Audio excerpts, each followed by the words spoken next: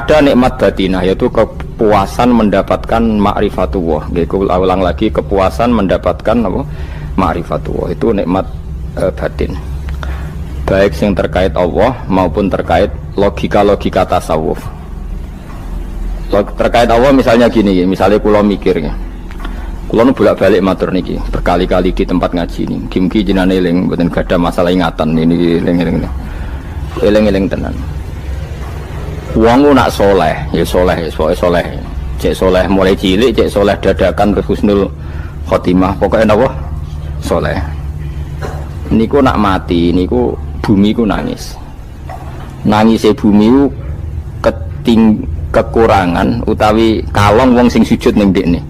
Ya Allah Gusti, biasanya wonten tiyang niku sujud teng nggen kula, dia berperilaku baik teng nggen kula, sakniki tiyang niku pun jenengan ambil, nangis bumi. Sakniki sing urip arek bedua-bedua, damel narkoba, damel ngefly, damel macam-macam lah. Itu nangis bumi. Langit semeneng. Semeneng. Gusti matur nuwun Gusti, orang itu saya tunggu lama, sekarang sudah engkau angkat ke tempat kami. Maksudnya diangkat teng langit. Sing bumi nangis, sing langit apa? Seneng. Nah kemudian kita berpikir begini, bumi kok iso nangis itu piye? Nah itu terserah, sampai apa termasuk ulama zahir, apa termasuk ulama batin.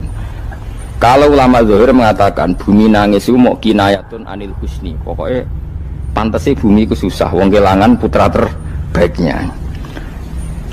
Tapi nak cara ulama-ulama hakikat yang mengenali sekali betapa kudrohnya Allah, betapa kudrohnya Allah itu tidak terbatas. Itu yang meyakini bumi nangis itu nangis tenan. Misalnya ngaten kalau tak terang malih ya. Kowe bayangno dadi Nabi Adam, ngrungokno kowe. Kowe bayangno dadi Nabi Adam. Nabi Adam tenan maksudnya. Terus Nabi Adam orang pertama dia tahu betul kalau dia dicipta dari bumi. Dan dia pula tahu betul, beliau tahu kalau dia bisa ngomong, bisa mikir, bisa macam-macam. Terus indukannya beliau itu bumi. Mesti pikiran Nabi Adam, jangan-jangan bumi ini juga bisa berpikir kayak saya. Ini kan materi saya, karena saya dari bumi ini bisa ngomong, bisa melihat macam-macam. Terus bedanya apa manusia mbek napa? Umpama kowe dadi Nabi napa? Adam. Orang yang dekat sekali, qoribu ahdin, dekat sekali dengan kesaksian kudroh Allah. Gini ku dekne roh nak materi ini ke bumi, dan dia orang pertama yang urung lali kamane. Tapi ketika sudah ribuan orang, mungkin jutaan orang lali, seakan-akan bumi itu tidak jenis dari kita. Bumi adalah hal yang berbeda dengan kita. Kita manusia berakal, bumi itu benda mati. Terus kowe katut wong goblok-goblok, bumi itu benda mati. Sajane ya rada kriminal wong Islam muni bumi itu benda mati. Enggak bisa berpikir, yang bisa berpikir hanya manusia. Itu kengawuran-kengawuran yang kita ciptakan sendiri, kita wariskan turun-temurun. Umpama kowe iku dadi ulama, ngomong ngono iku isin. Bumi kok nyekseni kowe sujud, banyu nyekseni mbok pangan, mbok ombe kanggo sujud. Semua itu bersaksi tentang kita. Lah nek sampean tanglet kula, cara melogika gimana? Begini, tak wari cara gampang-gampangan ya. Tak warai tauhid sing kasyaf. Tauhid ini yang dawuh Sayyidina Ali lau kusifal khoto umastatu yakinan. Umpama somben tutup-tutup iku dibuka, akulah imanku ora tambah mbek pangeran. Karena tren dunia dan akhirat sama. Zaman ning dunia ya Allah ala kulli saing kodin, kok zaman ning akhirat ya Allah ala kulli saing. Cara Sayyidina Ali, somben aku wis matilah imanku ora tambah, meskipun aku ora swarga neraka. Lah kena napa? Darah padha wae, ning dunia ya pertunjukan kudratullah, ning akhirat ya pertunjukan kudratullah. Jadi pikirannya Sayyidina Ali seperti itu. Saya kan lahir misalnya tahun 1970. Berarti mulai Nabi Adam itu saya kan nggak ada. Ngerti-ngerti ada. Saya mengira waktu zaman tidak ada itu panjang apa cepat? Cepat, karena kita tidak melalui itu. Ujuk-ujuk wujud. Kadang aku mati ya wedi kan. Mau mati jebule kiamat 1 juta tahun kasih opo nang kuburan. Maksud Khalillah itu. Makanya aku ya ora roh, tak tinggal turu sakmono kan yo nglilir. Nang nglilir terus nanti terus. Apa mlaku-mlaku nang donya, apa piye, nak turu ya kok ngani ngoyo turu kok ribuan tahun lintas. Terus ya apa jajal? Sampeyan tak takoki, misale sampeyan ning kuburan iku apa? Apa ngadepi mungkar nakir tukaran terus itu keselen tukaran kok nopo ratusan ribu mungkin. Nah terus kita dilatih. Kata Sayyidina Ali gampang latihan seperti kata Sayyidina Ali apa gampang ya udah menjadi wong alim. Pada akhirnya kita ini aku zaman urip yo ora roh karepe, ngerti-ngerti urip, mati yo ora roh karepe. Pas mati sampean petangin dah yo ora roh karepe, pokoke wa mata sauna illa ya sawwa. Makanya masyhur itu dia ketemu orang ateis. Dia orang ateis itu anti Tuhan, anti Tuhan pokoknya. Dia ditanya, lalu kamu hidup itu karena siapa? Ya gak tahu hidup. Lalu kamu mati yang menentukan siapa? Ya gak tahu, kalau tahu mati.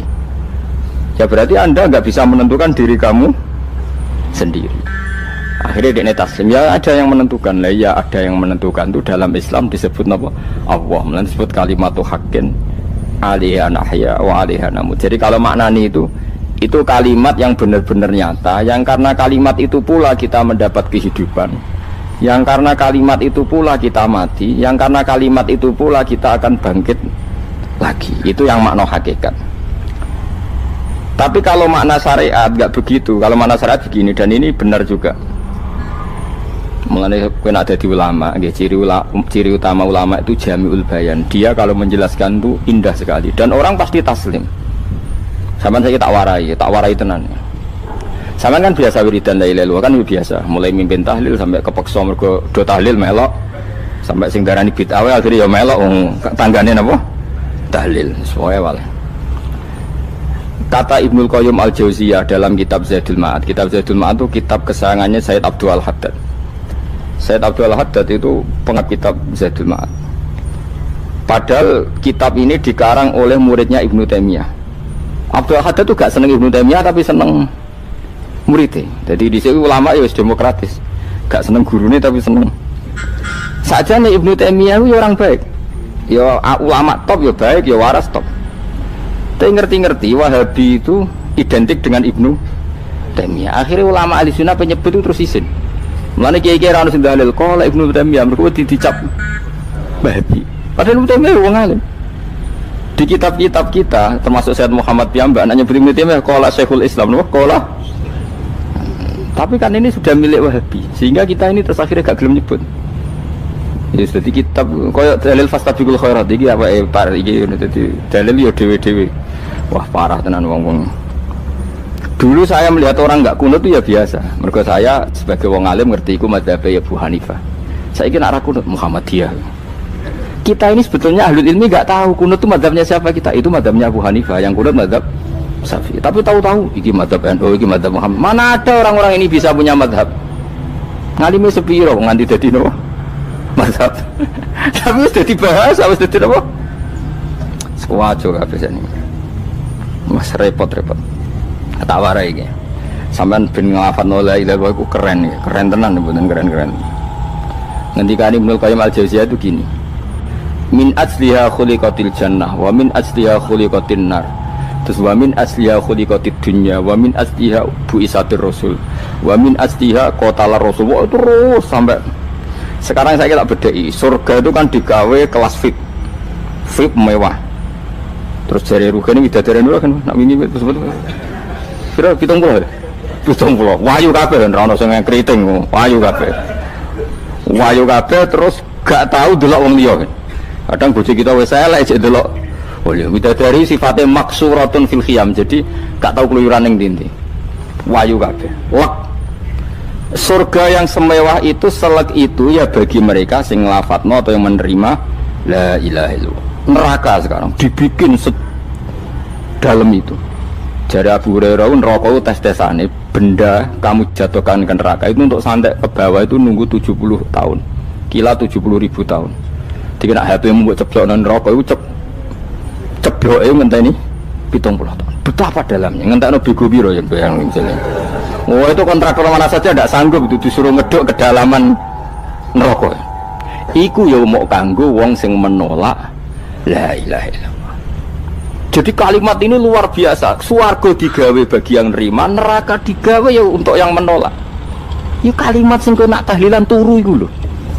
Iku kalimat sing nggo alasan Allah gawe swarga.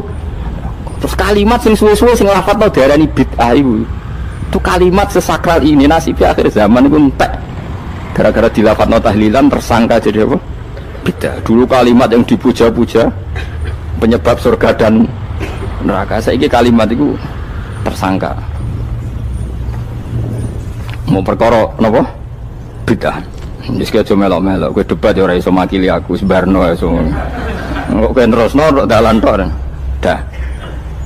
Berarti la ilaha illallah itu kalimat yang surga dibikin karena itu, neraka dibikin ya karena itu. Kemudian Allah punya sunnah, lalu butuh pelatihan. Dikasihlah Allah gawe bumi. Piye manusia butuh latihan, dibikinlah bumi. Dan ini latihan ikrar la ilaha illallah dengan sadar, dibikinlah bumi, liyabluwakum terus dites. Wes digawe bumi, ono makanan, ono minuman, ono wong wayah, ono pegatan macam-macam, wong diutang sembulet macam-macam. Gue ngetes, eling la ilaha illallah apa eling utangi, eling la ilaha illallah apa eling kasuse, pokoknya dites. Karena nggak fair kalau Allah bikin itu kemudian nggak dites, dibikinlah darul imtihan. Dunia itu bahasa Arabnya darul imtihan, tempat tes-tesan. Imtihan mana apa? Tes, liyabluwakum, diuji. Wes diuji kita hidup. Artinya kita dihidupkannya pun oleh Allah demi tes-tesan la ilaha, itu disebut kalimatu haqqin alaiha. Nah ya sebenarnya kita hidup pun ini untuk dites. Pada akhirnya la ilaha illallah apa enggak? Paham ya? Terus dites. Allah itu juga secara hukum itu kan nggak fair, dites kok nggak punya pemandu, dibikinlah rusul, diutuslah para rusul untuk pemandu. Tes itu kan butuh seru, mak pemandu tok orang musuhnya kan nggak seru, dibikinlah setan. Saat ini sebagian kita sudah setan tapi ini ben seru. Lo ndak setan kan minal jinnati wana rumangsamu setan usopo, baik setan minal jinnati wana. Jadi kena muni auzubillahi minasyaitonir rajim, terjemahannya berlindung Allah dari saya sendiri ya Allah itu. Lu itu kalau lama dulu biasa auzubillahi min syururi anfusina wa min sayyiati a'malina. Sebenarnya kita berlindung hanya dari setan yang jauh, iblis enggak. Ya setan diri kamu sendiri, min syururi anfusina, dari kejelekan diri kita. Ngomongnya do ujug, soalnya setan tuh makhluk gaib sing piye. Lah kowe iku sapa? Nganti kowe maksiat terus mergo akrab klop, roh mbek setan klop. Mulane terus maksiat. Dah. Allah ngutus pemandu yang ngecul setan ben fair. Napa? Fair. Jadi semua darul ibtila ini juga demi kalimat. Nah, makanya disebut kalimatu haqqin sing alaiha nahya. Kita hidup ya demi mendapatkan kalimat itu. Kita mati nanti ya demi kalimat itu, artinya mati ke neraka ya karena kalimat itu kita menolak atau mengabaikan. Masuk surga ya karena kalimat itu kita hormat, kita benar dalam memperlakukan kalimat itu. Berarti alaiha nahya wa alaiha nam. Terus wa alaiha nub'as karuan, kalau kamu termasuk minal aminin ya nub'as minas solihin, kalau minal kafirin ya nub'as minaz zalimin. Tapi semua desain dunia ini hanya demi kalimat la ilaha illallah Muhammadur Rasulullah. Nah ini kan penting. Bagaimana mungkin kemudian kalimat sesakral ini, sehebat ini, kemudian ada orang tahlil kamu tidur? Kok iso? Kalau janggal kok iso wong turu? Misalnya kayak mangkel, kalau mangkel sing mimpin Gus, wira barbar. Bagaimana mungkin kalimat yang menyelamatkan Anda kemudian Anda anggap problem? Elek gak? Elek. Apalagi kamu anggap ini bid'ah. Nak cara kula oke lah, ndongakno mayit itu gak ono tuntunan Nabi. Tahlilan gak ono tuntunan. Tapi wis muni tok kono tok. Artinya menduk kono tok ora usah nyerang kalimat, enak kalimat tetap kalimat thayyibah. Soal kowe ora seneng sing tahlil, mergo tiga profesi lah iku wonge wae gedhinge aja geman. Ya saya misalnya, saya kadang enggak cocok sama mubalek karena kadang profesi. Tapi saya tidak pernah anti pengajian bagaimana untuk membawa syiar Islam. Tapi kalau mubalek kadang ora seneng, kadang takon entuk piro. Bareng sangone sithik, kok sumpah mek transportasi ini. Lah ngono kok mbok senengi iku piye? Tapi kita terus gedeng keliru iku sing gawa syiar Islam. Mana ada pengajian didengar orang banyak tanpa mubalek? Gak iso. Ini iso melepukno barang-barang ra penting dadi penting iso. Lah cara guruku teng sareng ning ape melepuk kanggo panggung barang perkara. Tapi kadang ya benar. Yang namanya mudin mubalek ya itu bisa benar bisa salah, tapi kamu nggak boleh gedeng kalimatnya. Pilih kalimat itu kalimat hak. Nah, ini penting kalau utarakan. Sehingga zaman Nabi Sugeng ini rungokno tenan ngaji kula. Zaman Nabi Sugeng ada sahabat Namanya tuh Usamah bin Zaid. Ini sahabat kesayangannya Nabi, Hibbu Rasulillah. Usama itu diutus Nabi perang. Ini dengerin nih, diutus perang. Pas perang itu si kafir tadi menggal temannya. Ada yang tangannya putus, kakinya putus. Wah, seorang kafir ini sudah luar biasa. Bacok sana, bacok sini. Ketika terdesak oleh pasukan Usama, kebetulan Usama ini cakap ya, sama beberapa temannya orang Ansor. Orang kafir yang sudah kotoa arjulana wa kotoa aidiana, dia pas terdesak bilang la ilaha illallah. Terus sama Usama tetap ditusuk, dibunuh karena dia berpikir ini qolaha muta'awwidzan, dia melafadzkan kalimat itu hanya berlindung dari pembunuhan. Setelah dilaporkan Nabi itu marah besar. Nabi ngendikan kaifa anta ya Usamah bila ilaha illallah idza ja'at bika yaumal qiyamah. Kowe nak ditakoki la ilaha illallah ku piye? Piye-piye wis ngomong la ilaha illallah, tapi sampai ngomong ngoten sakwise ngethoki tangan kula, maksudnya tangan kula tangan kelompok saya, tiga-tiga saya. Nabi tetap jawab kaifa bila ilaha illallah idza ja'at bika yaumal qiyamah. Pokoknya Nabi menyoal terus. Sampai menjadi fatwa ijma'nya fuqaha, siapapun yang melafadzkan la ilaha illallah harus kita terima meskipun qolaha muta'awwidzan, meskipun saat melakukan hanya cara zahir berlindung dari kematian, sehingga kita terima. Orang kafir yang 80 tahun kafir melafadzkan la ilaha illallah 1 menit menjadi mukmin. Sampai ada ayat kulil ladzina kafaru iyantahu yufar lahum ma qad salaf. Ini kalimat yang sakral, bahkan kafir yang 80 tahun saja menjadi mukmin hanya karena melafadzkan la ilaha illallah. Mulanya yang ngaji saya, yang seneng saya, jangan pernah kamu mengatakan ada bid'ah yang orang bisa jadi kafir. Bagaimana mungkin orang mukmin yang ke kuburan dan melafadzkan la ilaha illallah kamu katakan kafir? Padahal kalimat ini yang kafir 80 tahun saja menjadi mukmin. Saiki ana wong nglafadzno la ilaha illallah mergo salah tempat pinggir patok mbok arani kafir. Kok aneh. Sing kafir 80 tahun dadi mukmin iki gara-gara ngafalno la ilaha illallah dadi kafir. Mergo mau salah kali, salah tempat. Ning pinggir apa? Patok. Mboten ora cocok muni nganggur, wong sering ziarah ku nganggur. Nyatane ya tenan. Cara dekne pegawai negeri ora sering ziarah. Nah iku tapi ora usah muni kafir gak mungkin lah. Coba kalimat ini itu orang kafir yang 80 tahun menjadi apa coba dengan melafadzkan kalimat ini? Mukmin kan? Berarti kalimat ini adalah kalimat penghilang kekafiran. Lalu karena dilafadzkan secara salah dianggap kafir. Hanya karena bid'ah itu tidak mungkin. Makanya sebetulnya Wahabi yang alim-alim itu tidak berpendapat demikian. Saya punya beberapa referensi Wahabi yang alim itu tidak pernah mengkafir-kafirkan orang karena perdebatannya seperti itu. Tapi saat ini wis kuwajo. Sebenarnya kalau orang alim itu ya mirip-mirip, entah Wahabi entah tidak mirip-mirip. Karena kalimat tadi. Wahabi itu kitab terbesarnya itu Ibnu Taimiyah. Ibnu Taimiyah itu punya murid Ibnu Qayyim Al-Jauziyah.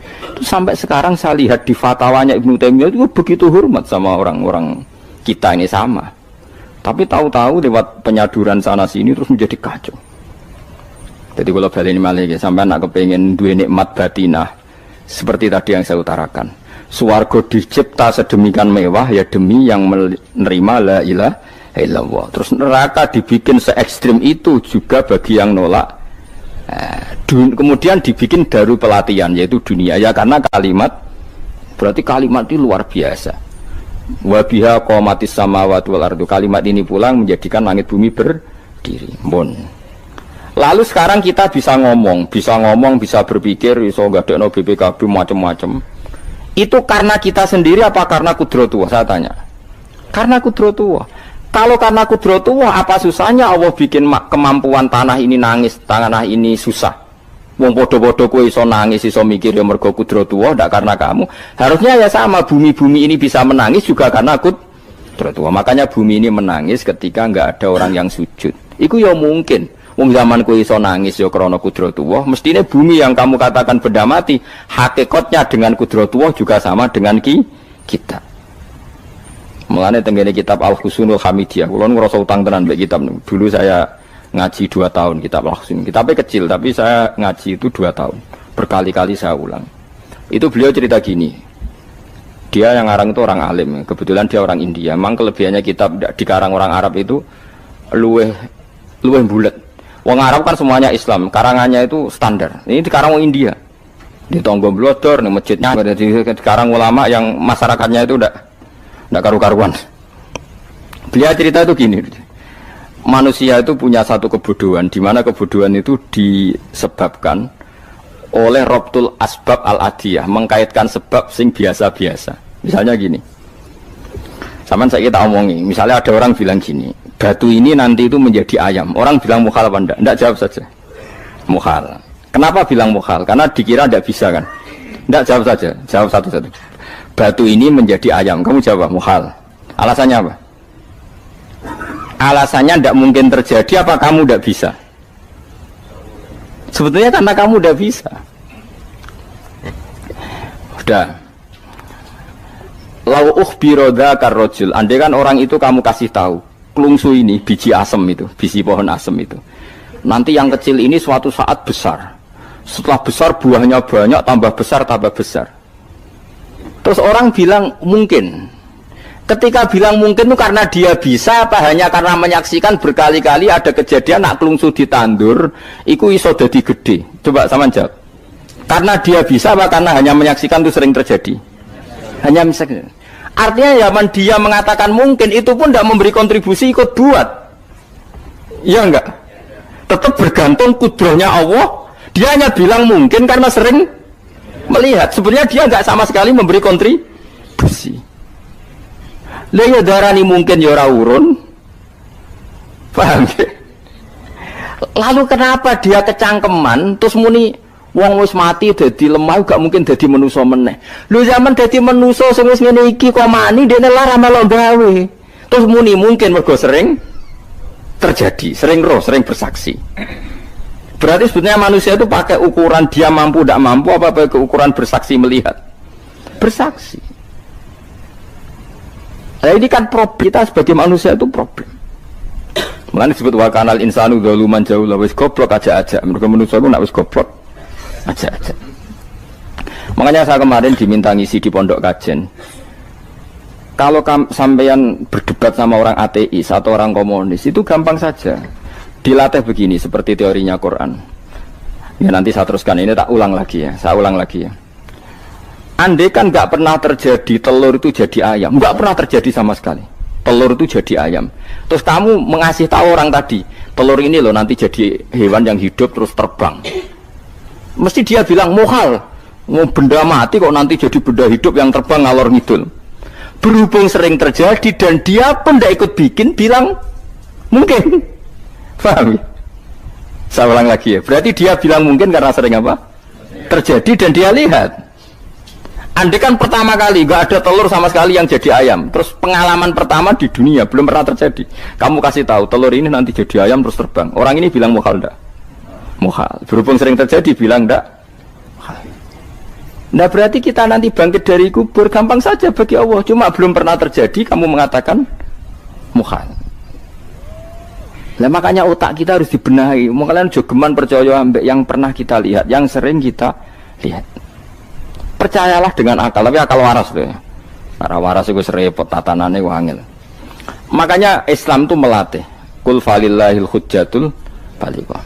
Misalnya begini ya, dulu kalau Gerwani atau PKI atau siapa sajalah, itu kalau melatih anak-anak TK, makanya seorang ulama harus punya kecakapan penjelasan ibanatul ahkam.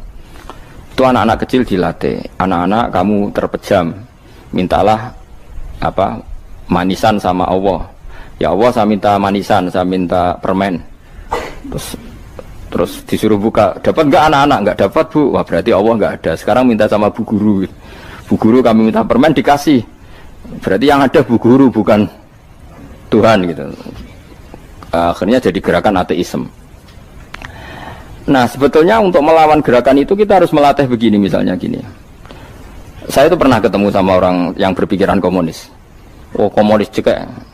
Dia nantang saya gini, Pak, pokoknya saya tidak bisa nerima konsep Tuhan sebelum Anda bisa menjelaskan kenapa ada Tuhan. Jadi, bocah kok elek ini. Nah, aku ngerti aja, sak cerdas ini tetap cerdas aku yakin tetap cerdas aku. Rasanya selain raine seram meyakinkan, tapi pikir tetap cerdas. Kulo itu kan wong Quran gitu, artinya punya pikiran panjang. Mungkin di antara orang Islam kita ini tidak punya kecakapan menjelaskan. Tapi kalau orang sering baca Quran, apalagi dia ngaji tafsir ya, yang waras, maksudnya waras lah.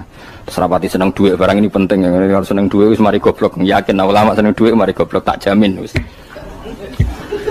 Umpama alim wis kelas B, kelas C gak bisa, tahqiq gak bisa. Kalau tahu dikandani konco kulo riyen ambek jenengan udah saya kaca akeh. Lah kena apa? Cok seneng duit kok. Duit itu masalah bagi ulama. Orang duit lebih masalah kan ya. Maksudnya rasa seneng tapi ojo terus gak duit. Sekarang saya tanya, Quran itu melatih kita gini. Quran itu sederhana kalau ngelatih tauhid. Tapi orang pasti ingat. Kata Allah gini, nggak apa-apa, saya ada Tuhan nggak apa-apa. Kamu yang Tuhan. Tapi buktikan kalau kamu Tuhan. Caranya gini. Am khalaqus samawati wal ardi. Ya nggak apa-apa, kamu yang Tuhan nggak apa-apa. Tapi buktikan kalau kamu menciptakan langit, bumi. Mereka pasti ikrar, ya tidak mungkin saya menciptakan bumi, saya lahir sudah ada bumi. Yesus lahir sudah ada bumi, nggak mungkin Tuhan. Terus Tuhan membuat pertanyaan kedua, am khuliqu min ghairi syai'in. Ya sudah, kalau saya ada Tuhan, lalu nggak ada Tuhan, berarti alam raya ini tercipta oleh sesuatu yang nggak ada. Aneh nggak? Misalnya sebelum alam raya ini nggak ada Tuhan. Berarti sebelum alam raya ini kan adanya nihilisme, sesuatu yang nggak ada. Kemudian sesuatu yang nggak ada menjadi penyebab sesuatu yang ada. Aneh gak? Menurut saya aneh. Sesuatu yang nggak ada itu mestinya kan nggak bisa ngelabeti, nggak bisa berfungsi, nggak bisa ada gunanya. Wong jenenge ra ono iku ya ora marai apa-apa. Mau ra ono kok dadi sebab. Sesuatu yang menjadi sebab itu yang wujud apa yang nggak ada? Yang wujud. Sak takoi. Lah kalau nggak ada Tuhan berarti alam raya ini lalu sebabnya apa? Ya dari ketiadaan, lalu tiada itu menjadi sebab. Yang tiada kok jadi sebab itu tekem lho. Mikir. Di mana-mana yang sebab itu harus barang yang wujud, nggak boleh tiada kok jadi sebab. Ini kan jadi aneh, sesuatu yang tiada menyebabkan sesuatu yang ada. Terus dia bilang, ya pokoknya ronde ini kalah, Pak. Tahu kapan tak pikir aja. Pikir nganti mati temenang aku ini ngono. Makanya sebetulnya dalam ilmu mantek, pertama itu kita tidak harus iman Tuhan itu namanya Allah, tidak harus. Makanya pertama dikenalkan, sementing kenal Tuhan itu ada dulu. Disebut zat sing wajibil wujud, belum disebut namanya Allah. Allah itu disebut nama Islam, itu paham ya? Saya ulang lagi, Allah disebut itu nama Islam. Tapi kalau penemuan akal hanya sampai kita ini butuh zat sing wajibil wujud, sing menjadi penyebab semua alam raya ini. Di bahasa Arab disebut musabbibul asbab. Belum menyebut Allah musabbibul asbab. Islam pun pertama Iqra turun ya gak nyebut Allah. Iqra bismi rabbikal ladzi khalaq, khalaqal insana min 'alaq. Iqra wa rabbuka. Tuhan itu siapa? Yang mencipta. Nah, yang mencipta ini oleh syariat Islam disebut apa? Tapi dalam logika yang penting kowe kenal sik ana musabbibil asbab. Pastikan bahwa alam raya ini yang wujud pasti disebabkan sesuatu yang ada. Nggak boleh barang wujud kok diciptakan oleh sesuatu yang tidak ada. Yang gendeng ora barbar barang ra ono mbok sifati al khaliq. Sing gawe langit bumi apa? Pencipta. Penciptane apa? Sesuatu yang tidak ada. Kowe ikhlas dutek ngono kowe ikhlas ta ora? Gak kowe ikhlas ta ora dutek ngono kowe ikhlas ta. Kowe gelem dadi bodho niku. Gelem kowe. Mboten. Nah, nikmat ngono jenenge nikmat batin. Mulane sing suwenang mbek kalimat la ilaha illallah. Wes ana sing bid'ahnallah iku wong nganggur wis beno sak uni-unine. Tapi kadang memang kita berlebihan. Tahlilan ra barbar 40 dina ini ra barbar. Muga alasane wis disangoni akeh tahlil sedih lho sakake penggemar sing keselen sing rantuk sangu ya butuh cepet. Lane cara kula niki penting kula utara nggih. Kowe nek ora cocok tahlilan 40 dina wis ngomong ae kira cocok model harinya. Tapi ki aja menolak kalimat la ilaha illallah iku disifati Kanjeng Nabi kalimat thayyibah. Wong Nabi nyifati thayyibah, kalimat yang suci kok nyifati bid. Tak soal kira cocok wong sebut. Misalnya kamu bilang saja wong mati wis sangu amale lha apa didongakno barang. Nek kowe pengen ndonga ora usah ndonga. Wis ora usah biasa wae. Kula lah mbok dongakno ya ora seneng. Gak meyakinkan. Karo dene mlebu swarga butuh dongamu ora ana swarga fadhole pangeran apa mbok dongano barang. Nah tapi kowe donga aku ya seneng. Senenge ya semau lah timbang nyanyi-nyanyi rame-rame sadok ndongane. Mbok mandi mbok ora pokoke ndongane. Saya ulang lagi ya. Makanya Quran itu melatih logika sampai seperti itu. Am khalaqus samawati wal ard bal la yuqinun sampai terus diulang-ulang. Am khuliqu min ghairi syai'in. Kalau mereka merasa Tuhan nggak apa-apa, tapi buktikan mereka ini wujud sendiri tanpa sebab. Atau begini, kalau mereka tidak tahu sebab pencipta langit bumi, mereka sendiri suruh yakin kalau mereka adalah penciptanya. Amhumul khaliqun, nggak apa-apa. Ya tapi masih Abu Jahal gendeng lah, masih Abu Lahab ngawur lah, nak takoi. Ya wes pangeran kowe ke sing gawe langit bumi. Penggemarnya saja pasti tertawa. Masa Abu Lahab darani pencipta langit bumi, wong lahir ning bumi. Tapi Quran oleh nggo jawab am khalaqus samawati wal ardo. Apakah mereka menciptakan langit bumi? Bala yuqinun, mereka pun tidak pernah yakin. Jadi itu pangeran. Makanya di mana-mana orang alim itu suka debat. Karena pangeran sendiri kalau menjelaskan kebenaran seringnya juga nantang debat. Kata Allah, Qul ara'aytum ma tad'una min dunillah aruni madza khalaqu minal ardi am lahum syirkun fis samawat. Enggak apa-apa mereka Tuhan kata Allah, tapi buktikan zaman langit diciptakan mereka memberi kontribusi apa? Apa urun bego, apa urun cagak, apa piye lah pas aku gawe langit iku dekne urun apa jare am lahum syirkun fis samawat. Misale urun apa lah? Urun tol ta urun apa lah. Itu pangeran. Mereka kan pasti menjawab enggak. Terus itu nih bi kita biming qobliyada. Kalau kamu nggak percaya Quran sebagai kitab, nggak apa-apa. Tapi buktikan kamu punya kitab tandingan. Nggak, mereka nggak punya juga. Atau gini, nggak usah Quran, nggak usah sakralan. Au atharotim min ilmin, atau kajian ilmiah yang membuktikan bahwa Yesus itu Tuhan, atau yang membuktikan bahwa berhala itu Tuhan. In kuntum shodiqin, nggak apa-apa. Kalau kamu benar buktikan.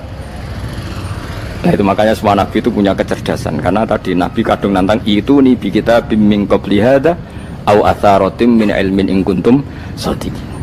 Tapi sekarang orang alim soleh itu jarang. Yang ngono anggar wong soleh rapati ngalim, anggar sing alim biasanya rapati soleh. Lah kula itu masuk rontok-rontok ya isih rontok soleh ya rontok, tapi lumayan masih menjaga hujjatullah tadi. Sebab itu ulama dulu mengajarkan Allah itu siapa? Disifati zat sing wajibil wujud. Karena alam ini kadung ada. Kalau alam ini kadung ada, pasti penyebabnya sesuatu yang wujud. Tapi kalau wujudnya mungkin, bahaya. Wong sing gawe wae wujude terima mungkin, bisa wujud bisa tidak. Makanya dipermanenkan yang gawe alam ini zat sing wajibil wujud. Sing wujudnya wajib. Wajib itu enggak bisa enggak, pasti wujud. Nah terus kita kenal itu namanya khaliq, itu musabbibil asbab, itu khaliqul asya. Lalu oleh Islam zat yang demikian itu disebut Allah. Terus jadi la ilaha illallah. Nah orang yang bertauhid gini tentu punya kenikmatan batin yang luar biasa. Sehingga saya bayangkan nanti mati yang ngono biasa wae kan. Gusti zaman kula teng donya ora melok ngatur oksigen, ngatur nyawa, apa mati ndak ra ngoten. Mulane jare Siti Ali, jenengan jenengan nak mati tambah pinter apa biasa? Ya biasa wae. Ning bumi yo ndelok kudrohe Allah, kok ning akhirat ndak ra padha wae ndelok kudrohe Allah. Mulane beliau masyhur guyonan beliau lauku sifal ghata mastatu yakinan. So ben aku nek mukasafah ning akhirat imanku yo ora tambah, ya biasa wae, standar-standar wae. Maksudnya kue ning dunya ujung-ujungnya paling pokok ya menyaksikan kudratullah. So ben ning akhirat ujung-ujungnya paling pokok ya delok kudratullah. Ning dunya saiki Allah ya matlubi sing kita cari, so ben ning akhirat ya Allah matlubi. Paham ya? Artinya hukum dunia dan akhirat itu sama. Kita di dunia golek ridhanya Allah, ning akhirat ya golek napa? Ridhanya Allah. Lah soal kecil itu, tapi ning akhirat kan masalah Gus pun rokok masalah, diutang ditagih yo masalah, kere suwi ku yo masalah. Ya biasa jenenge makhluk anane masalah. Sing ora oleh di masalah pangeran. Pangeran duwe masalah. Biasa wae. Lah makanya kula suwun nggih aja geman gedeng